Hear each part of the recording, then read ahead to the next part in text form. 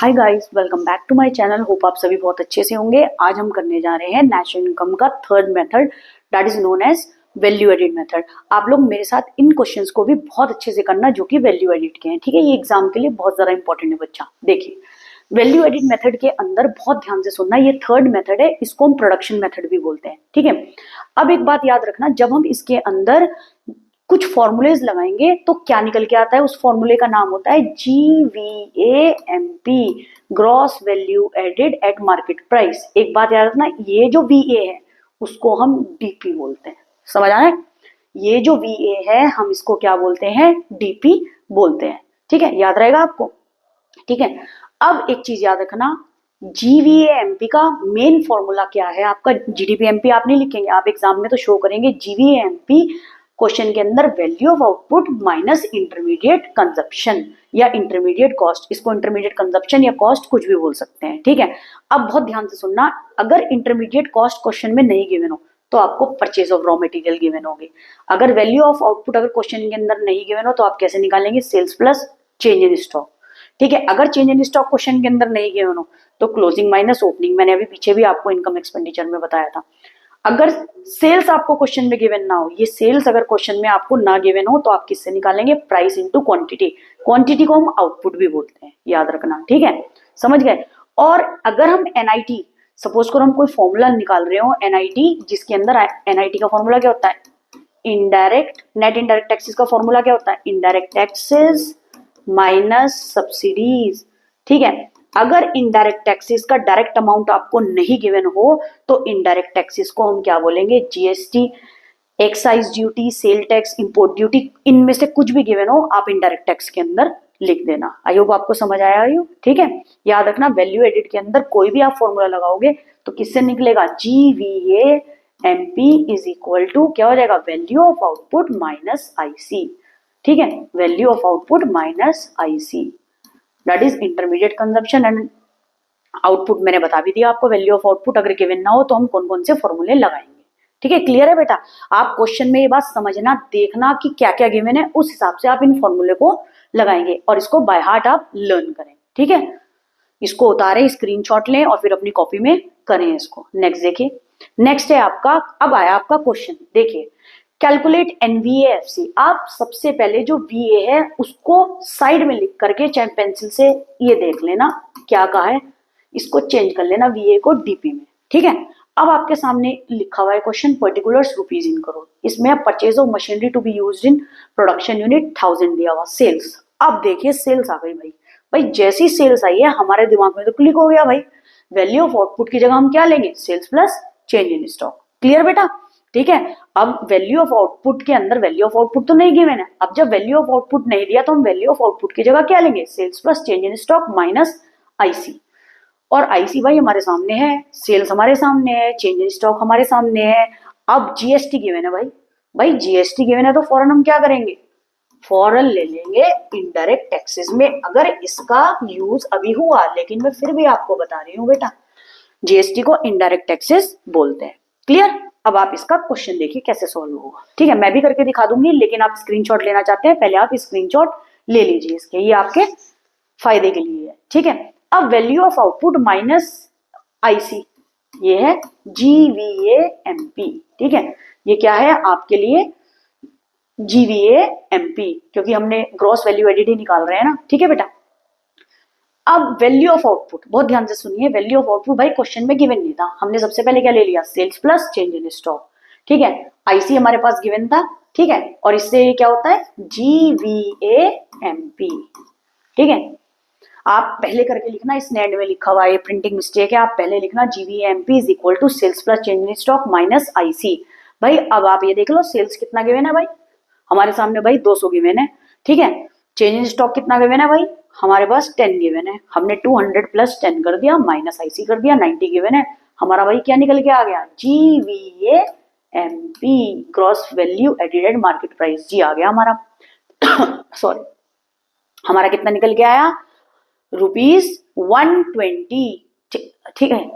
समझ में आया बेटा, ₹120 निकल के आया है। यहाँ पर देख भी लीजिए, GVAMP is equal to ₹210 minus कितना करा हुआ है 90, तो कितना आया 210 में से 90 गया, आपका क्या आएगा 120 रुपीज, 120 आएगा। ठीक है, रुपीज कितना आ गया 120, जो कि क्या आया GVAMP। अब आपको निकालने के लिए भाई उन्होंने क्या कहा है, आप सबसे पहले देखेंगे NVAFC। ठीक है, अब NVAFC कहा है उन्होंने, अब बहुत ध्यान से सुनना बेटा, GV मैं करके दिखा रही हूँ, GVAMP भाई हमारा आ गया 120। हमें निकालने के लिए क्या कहा उन्होंने NVAFC, या तो ऊपर भी V लिखना और यहाँ भी V लिखना। ठीक है, समझ रहे हो, नहीं तो इसको D में चेंज कर लेना और एंड में जो आंसर आया जैसे मैंने यहाँ लिखा है आप वो लिखेंगे। ठीक है, जो चीज सेम है उसको नहीं छेड़ते, G से N पे जाइए, NP से FC पे। जो मैंने आपको बताया है सबसे पहले आप क्या कर लेंगे, ये 3 वो लिख लेंगे रिलेशन। G से N पे जाने के लिए भाई माइनस डेप, और MP से FC पे जाने के लिए माइनस NIT, और N से G पे जाने के लिए भाई माइनस NFIA। ठीक है, सॉरी N से D पे जाने के लिए। ठीक है, अब G से N पे गए भाई माइनस डेप फौरन कर दो, MP से FC पे जाने के लिए भाई हम फौरन क्या कर देंगे माइनस NIT। ओके, अब सबसे पहले यहां जरूर बेटा बना देना आप, कई बार एग्जाम में नंबर काट लेते हैं जो आपकी मैम और सर हैं, तो उनको पता चलना चाहिए, ग्रॉस ग्रॉस भी लिख देना पूरा चाहे, जी की फुल फॉर्म। ठीक है, एमपी से मार्केट प्राइस से फैक्टर कॉस्ट पे जाने के लिए भाई हम क्या करेंगे NIT, नेट इनडायरेक्ट टैक्सेस। ठीक है, अब आप जल्दी से क्वेश्चन में देखिए भाई डेप्रिसिएशन कितना गिवन है। ठीक है, अब देखेंगे डेप्रिसिएशन भाई कितना गिवन है क्वेश्चन के अंदर, भाई डेप तो गिवन नहीं है, टेक्स 0। ठीक है, और भाई हमने क्या ले लिया डेप्रिसिएशन भाई गिवन नहीं है, हमने तो 0 ले लिया। NIT देखो कितना है भाई, NIT मैंने आपको बात बताया था इनडायरेक्ट टैक्सेस माइनस सब्सिडीज, और यहाँ पे इनडायरेक्ट टैक्सेस क्या है GST, और सब्सिडीज नहीं है टेक 0। मैं आपको करके दिखा रही हूँ, अगर क्वेश्चन के अंदर देखिए बेटा NIT जैसे ये दिया हुआ है इसको लिखते हैं हम IT माइनस सब्सिडीज। अब भाई IT के अंदर तो क्या आ गया GST आ गया। ठीक है, और GST आपका कितना था, GST भाई देख लो क्वेश्चन के अंदर GST कितना था हमारा 6, GST आपका कितना था भाई 6। ध्यान से देखते हैं बेटे GST आपका क्या था, GST आपका कितना था भाई, सॉरी ओहो बेटा मैंने कुछ गलत बता दिया। देखिए इस क्वेश्चन के अंदर मैंने आपको एक चीज गलत बता दी, वो है ये देखिए, वैसे क्वेश्चन के अंदर अगर इनडायरेक्ट टैक्स नहीं गिवन हो तो हम लेंगे GST जैसे मैंने बताया था आपको शुरू में, लेकिन यहाँ तो इनडायरेक्ट टैक्स गिवन है, सॉरी। ठीक है, अब हम क्या ले लेंगे इसके अंदर इनडायरेक्ट टैक्स 12, क्योंकि यहाँ तो इनडायरेक्ट टैक्स गिवन है बेटा 12।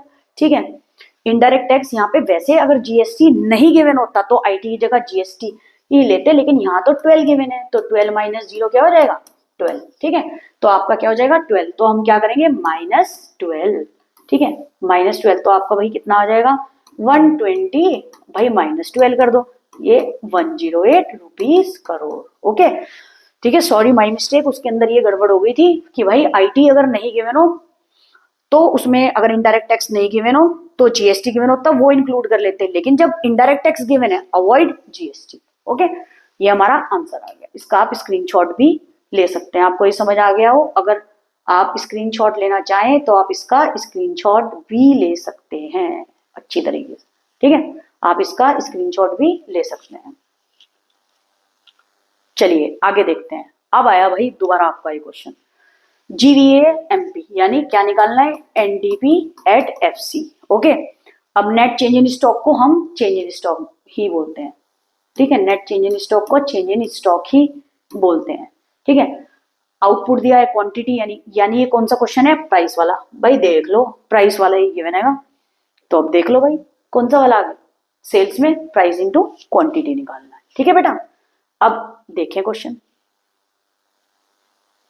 ये किया हुआ।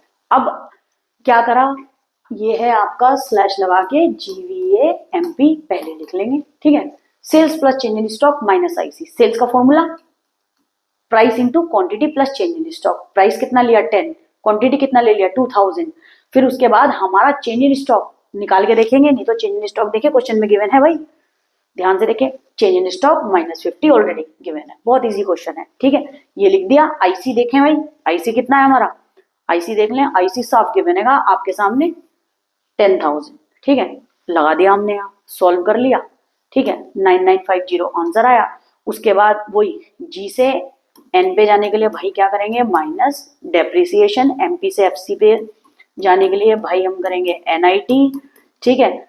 और आपका क्या है, एन से डी पे जाने के लिए माइनस एनएफआईए, ओके।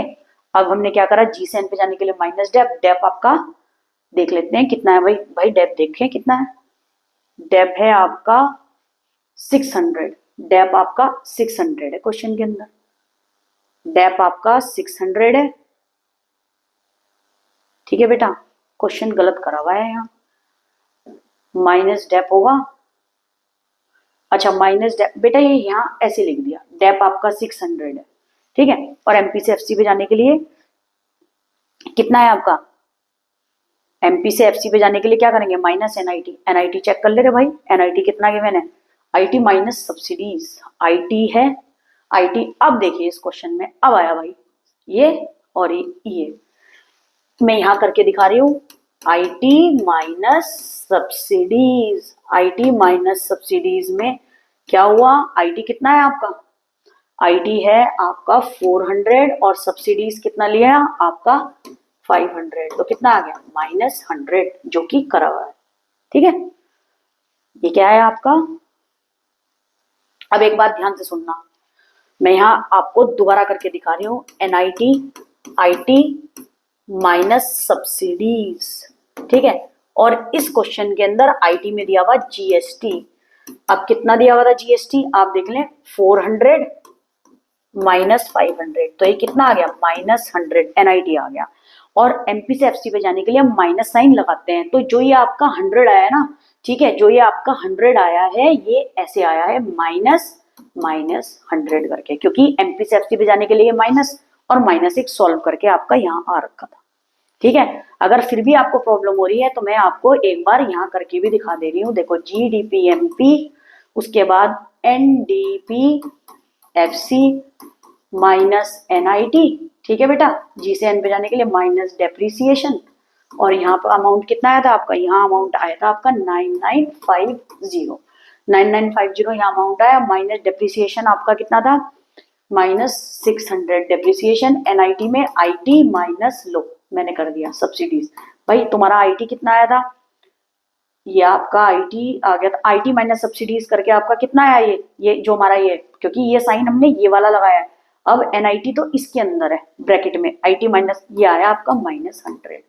तो इसके अंदर क्या हो जाएगा +100, तो ये वाला अमाउंट, ये वाला अमाउंट, ये वाला अमाउंट जब आप लेंगे आपका आएगा 9450 rupees crore is your answer, जो कि क्या होगा NVAFC,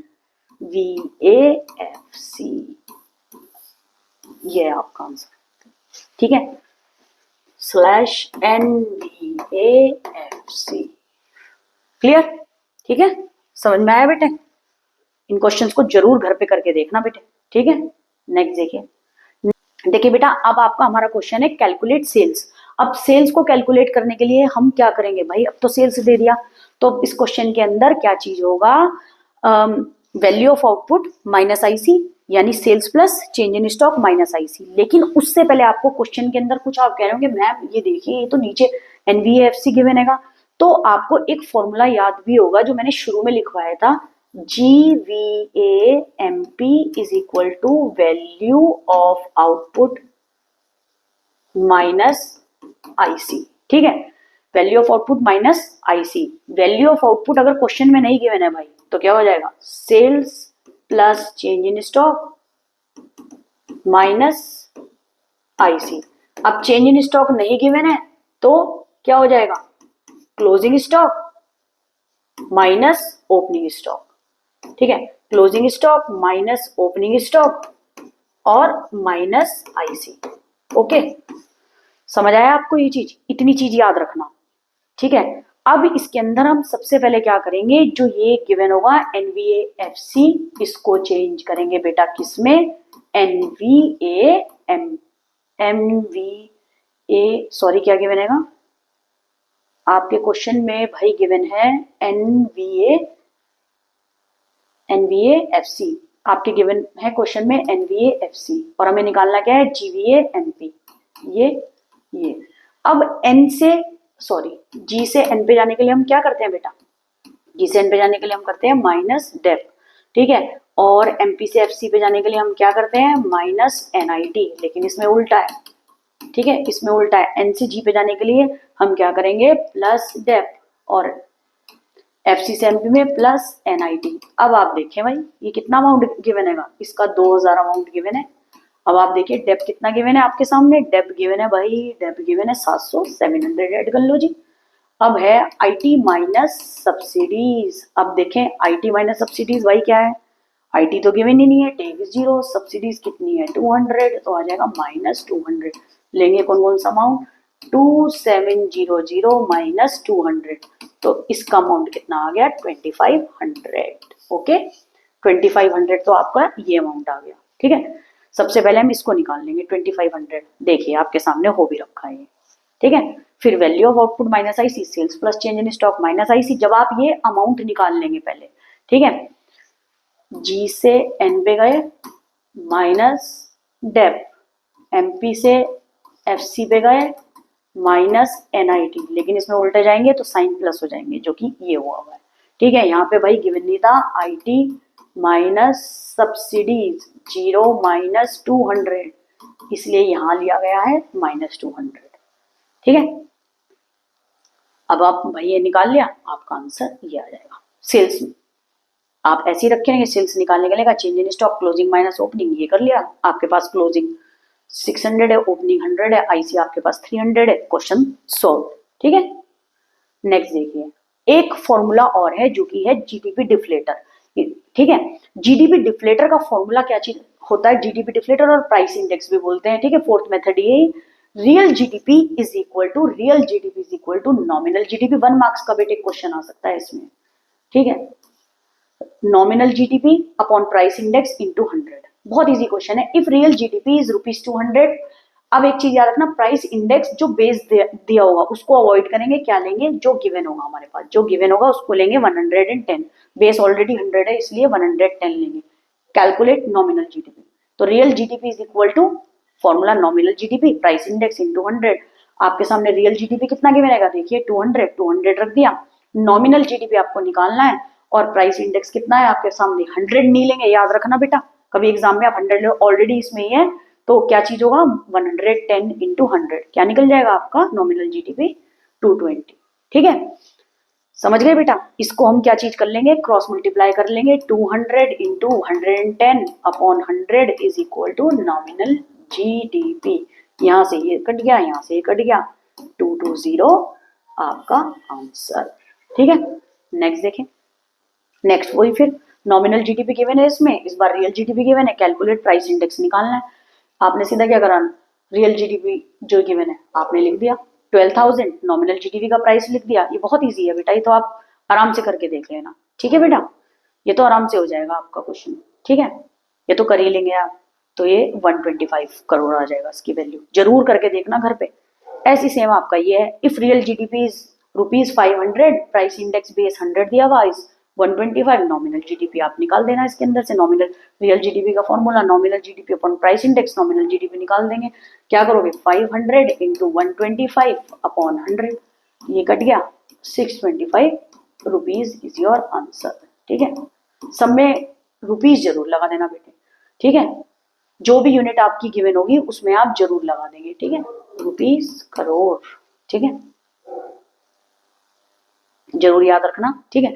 अगर आपको ये वीडियो अच्छी लगी और वैल्यू एडिड मेथड समझ में आया हो तो please do like and subscribe my channel, और इन क्वेश्चंस को जरूर कॉपी में करके देखना, सिर्फ देखने से कुछ नहीं होगा बेटा, इन क्वेश्चंस को जरूर करना, इसकी प्रैक्टिस करना। बोर्ड एग्जाम में इनकम एक्सपेंडिचर तो आता ही आता है, वैल्यू एडिड भी कई बार आ जाता है, इसको भी अच्छे से करके देख लेना, और 1 मार्क्स का ये क्वेश्चन जरूर आ सकता है, इसको भी जरूर करके देखना। Thank you so much.